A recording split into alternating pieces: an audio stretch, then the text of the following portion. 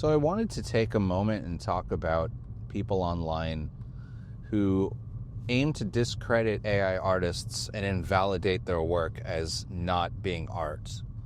And more broadly, them as not being artists, which just seems entirely unnecessary to me, unproductive, and unfortunately common in this day and age. If you have any amount of traction online as an AI artist, you will inevitably face this camp of people who really go out of their way to ensure that you second guess your own work as an artist. And it's just, I think at least some portion of these haters are just bots coming from bot farms, but definitely there are some people, actual humans out there, who hate AI art and they hate AI artists.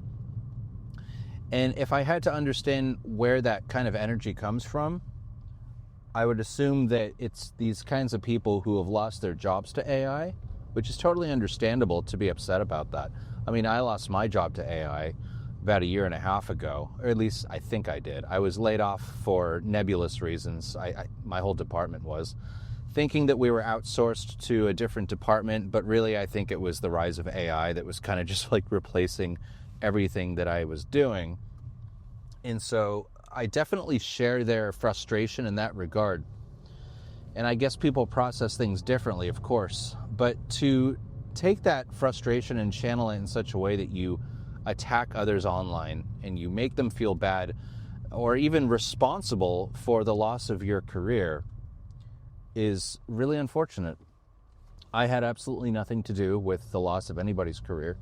I am not to blame for the rise of AI and AI art.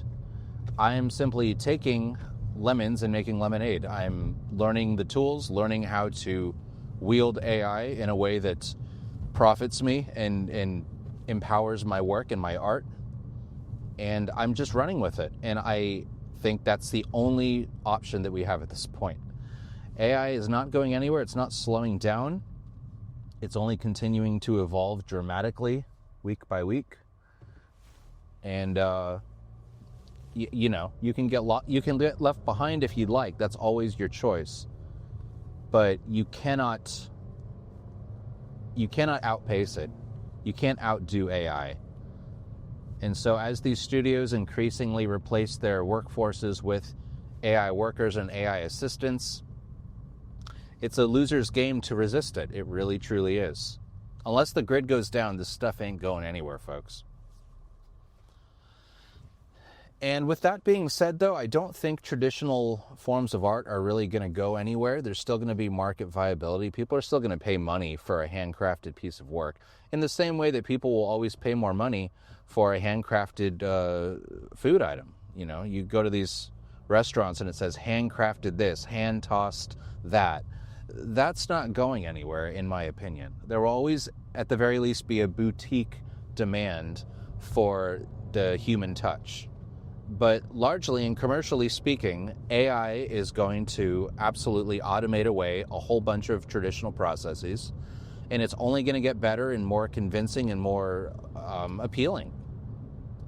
And so pragmatically speaking, as an artist or as anybody really, the only real option here for you, if you want to keep making money, is to get on the right side of AI and to learn the tools, regardless of how they were trained ethically or whatnot. That's not up to you, and it's not up to me. It's unfortunate that some of these companies are having some shady practices when it comes to that, and I definitely would advocate against that, ethical training for AI all the way. But at the end of the day, it's not up to you how they were trained. It's only up to you to make money in this economy and to survive. And in order to survive, you're going to have to learn these tools because every single company is adopting these tools with wild abandon, and that's not going anywhere. This is just like not only a speech for you guys, but for myself as well. It's just like a sobering realization that these tools are here to stay. AI is here to stay. And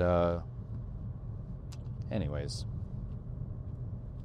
I personally love what I do. I love the videos that I make, and I love the interplay between AI tools as they relate to my work. I love learning about the pros and the cons of different platforms like Sora and Kling and Luma and Comfy UI and all the others. the more that you use them and get to know them, the more you know which tools to lean on for different tasks. And it's a lot of fun.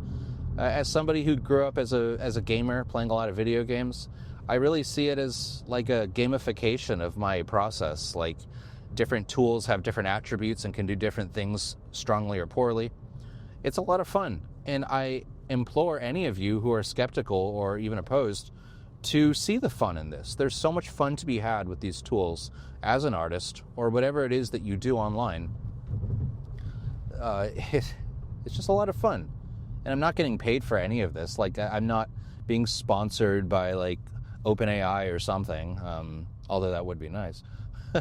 I'm really just speaking from the heart here as far as my own lived experience this past year and a half. Actually, really this past 2 or 3 years more broadly, beyond just AI videos, back when I was doing Midjourney and stuff.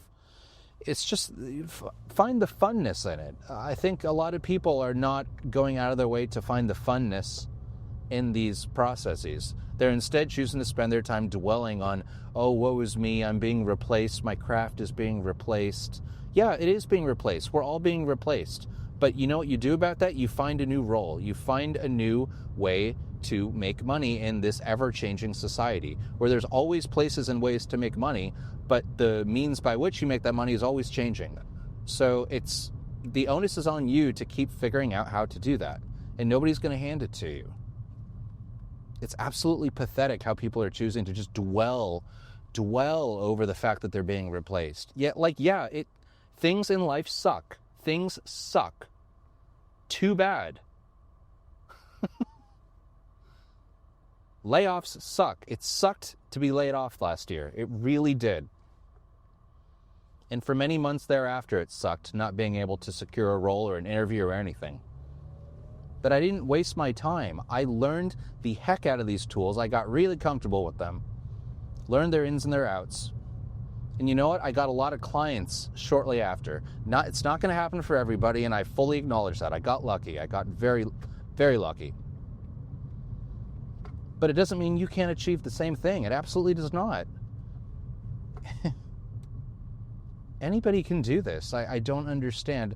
It's never been more accessible to be a thriving artist online. It doesn't matter what kind of art you were doing previously.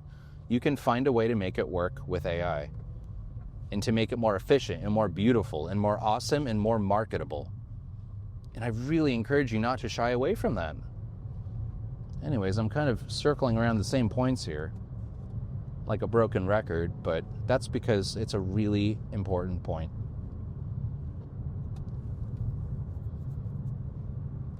Don't let anyone or anything replace you. None of you are replaceable as long as you stay on top of evolving trends and you don't get rusty on your skill set.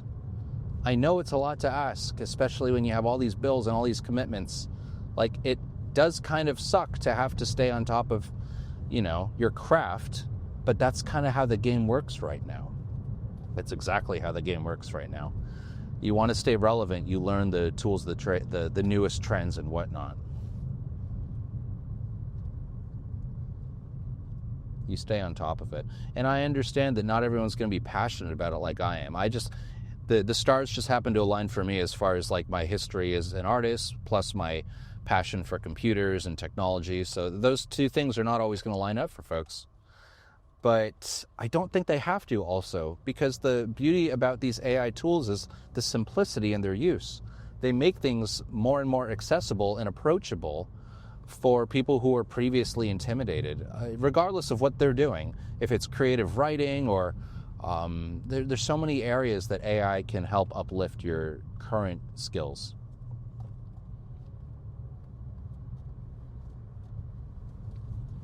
And well, that's really all that I have to say as far as this video started off regarding AI haters, and it kind of ended that way too. It's more me just like scolding folks and telling them to just get their act together, which they should, which we all should.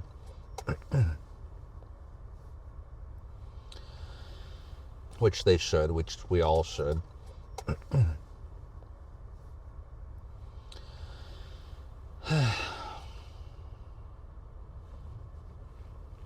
Yeah, that's about it.